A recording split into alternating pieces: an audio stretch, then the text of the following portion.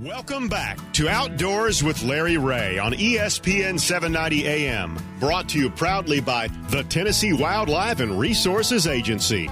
Hey, good Saturday morning. Welcome back to Outdoors with Larry Ray as we roll again toward our 20th anniversary show on the 1st of August, 20 years on the air, and one of those guys who was on that first show and is still, I don't know, trucking. Trucking, he still says. Trucking. Is my hunter education guru, Gene Smith.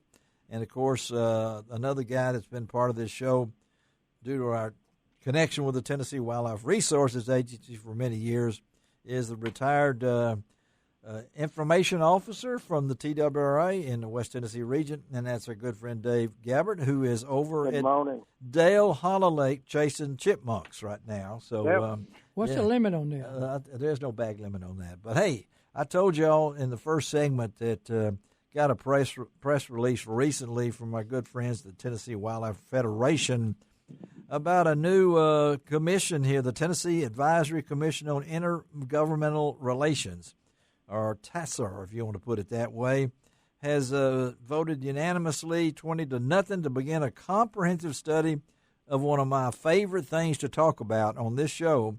And, well, it might be the unfavorite thing to talk about. It's litter pollution in our wonderful state of Tennessee.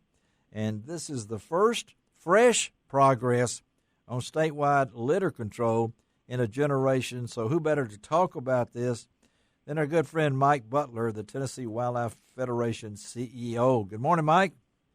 Good morning. How you doing? We're doing great. Talking litter is one of my subjects here because I got a pet peeve here. And my wife gets tired of it because I'm constantly looking out the window when I'm a passenger, not necessarily when I'm driving, and I end up counting sometimes the litter problem that's not only in the city, but it's a statewide thing. So talk about this new deal we got going here, this study.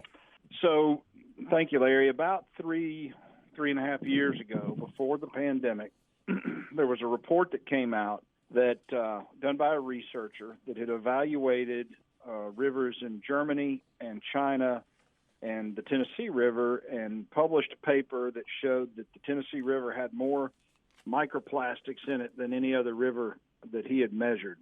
Did y'all hear that? Let me stop. Did y'all hear that? The Tennessee River contains more microplastics per gallon than any other studied river in the world. All right. Under this guy's studies, and That's he amazing. spent a lot of time swimming in the river, sampling the water, and it got us to looking into the issue of plastics, which led us to the issue of plastic waste, which Yes. led us to the issue of litter. Yes. And when we started looking and thinking about this, we started realizing the enormity of the problem, and I think a lot of us, myself included, had become numb to the problems of litter in our state. Yes, yeah. And the pandemic put that on steroids because of the Sure. increased packaging from companies, And home voting up, deliveries, yeah. eating out all the time, things Yeah. like that. So we really here internally started asking questions around the state to a lot of people.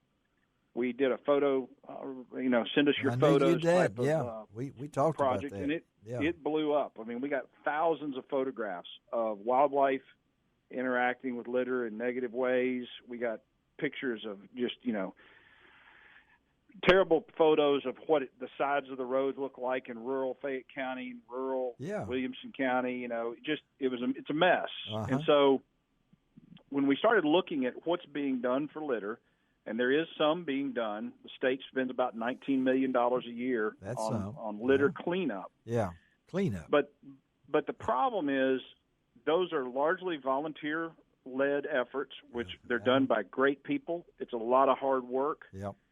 But those solutions are about 20 to 30 years old, and the problem of our disposable society and litter have outpunted that coverage. Yes, they have. And so we don't have the resources we need to help those people doing that good work. And we have a little bit of education going on, but it's not enough. And we have zero to little prevention, on litter going on. Yeah. And so if you look at the prevention, the cleanup, and the education, it's not even close to being where it needs to be to attract and solve the problem. Yeah.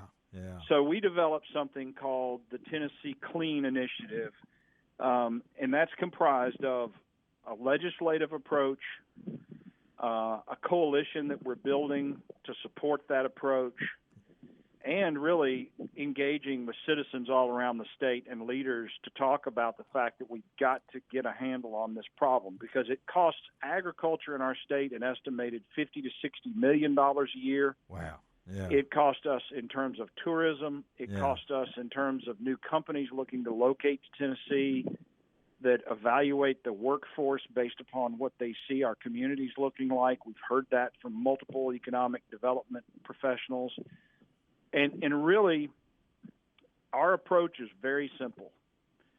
It's a complex, big problem.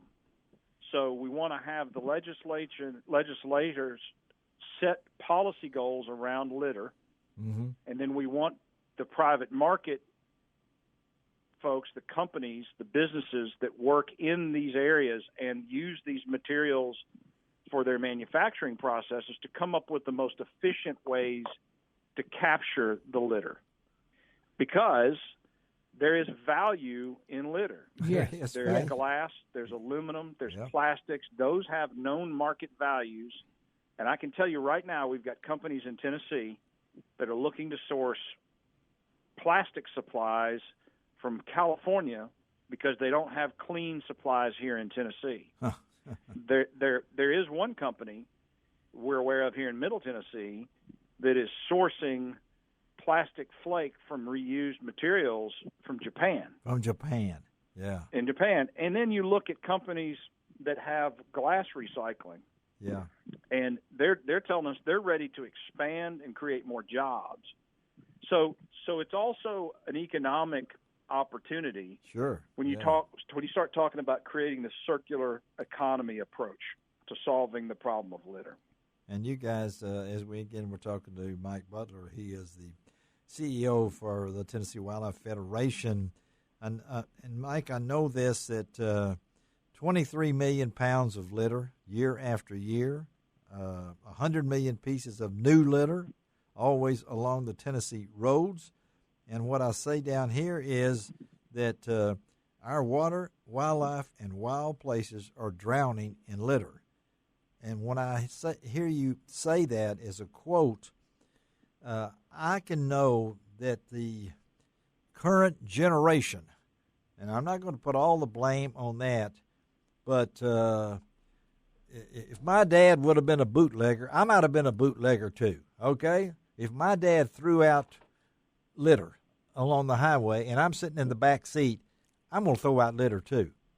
So we have to educate the public on this too, right, Mike? I mean, because this is we do. I mean, we have laws on the books, and part of this effort will be to evaluate those laws and how effective they are. But Good. I don't know if you're aware, statewide, if you carry a load of garbage or litter, garbage that you don't want to become litter, you've got to have a tarp on it. You got to have a tarp on it. It's the existing law, but we know from research that probably 65% of the litter on the side of the roads, the researchers have told us, are what are called incidental litter. Incidental. From people not following the tarping laws, things like that. That means that 35% arguably is intentional.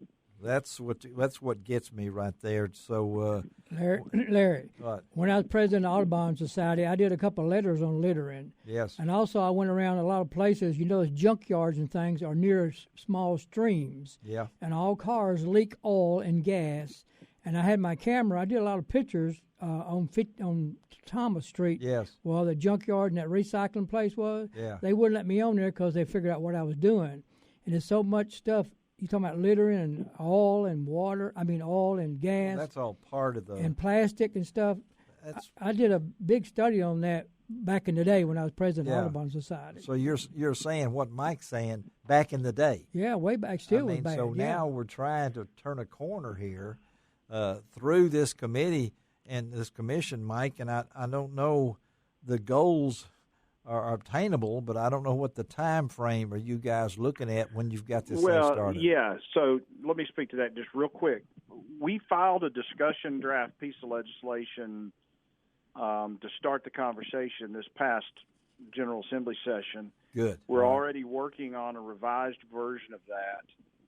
And the TASER study, TASER has been around for a long time. Yes, right. They are the research arm of the General Assembly, and they are an independent third body that can really dig into complex problems. Uh-huh. You may remember they did a big study on waste tires. They've done a big study on rural broadband, and they really take the issues and break them down across the entire spectrum.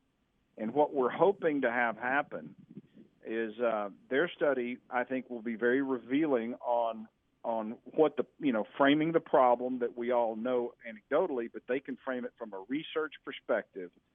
They'll also be able to talk about what are some of the solutions. We figure it's going to take them a year to complete the study. Okay, all right. At least. The idea is that if we are successful in passing the legislation, you would have what is called the Tennessee Clean Commission. Okay. And that commission would be appointed by the governor, lieutenant governor, and speaker, and it would be comprised of people from the ag sector, the private bottling sector, distributor sector, local government sector, all the different private aspects of the sectors in the market in Tennessee that would be impacted by this would be the ones sitting on that commission, and their job would be within 4 years to figure out how to achieve those goals I mentioned that would be put into the law. Now, the TASER study becomes very, very important because once that study is done, that's something this commission could take and get a jump start on ideas around how to fix the problem. Okay, yeah. And so if you think about it, when we did a lottery in the state of Tennessee, they didn't try to create the lottery through legislation in terms of the specifics on how to do it. Right. They created a commission, and they tasked that commission with finding out the best way to make the lottery work and do it. And that's what this Same is. concept. Yes, same concept. Create a commission and task them with a way to figure out how to solve the problem. And you do say the first fresh progress, which I really like that you put in there, because there have been other, other areas, but we're finally coming together here, folks, in something that you really need to know a lot about. So, Mike, we only got a couple minutes, so tell my listeners where they can find out more information about what's going on, and also, of course, you guys are involved in so many different things that we've talked about over the years, whether it's Hunters for the Hungry or the Asian carp. This is another fight that you guys are doing. So tell our listeners how they can get more information. Pretty simple. It's all spelled out, TennesseeCleanAct.org. That's it, folks. That's as simple as that. Spell it out, TennesseeCleanAct.org. And go to tnwf.org to see all the great stuff that Mike and his staff work for through the Tennessee Wildlife Federation. Mike Butler, thank you, man. Always good to talk to you. Stay in touch. Thank you, Larry. And we'll hope to be back and give you an update as this thing progresses. I'm here, buddy. Here to serve. Thank you, Mike. Take care, Mike. All right. Take care. Good to talk to you. All right. Let's take a break on Outdoors with Larry Ray. We're going to go are you ready to go to Montreal? That's where we're going next. We'll be right back.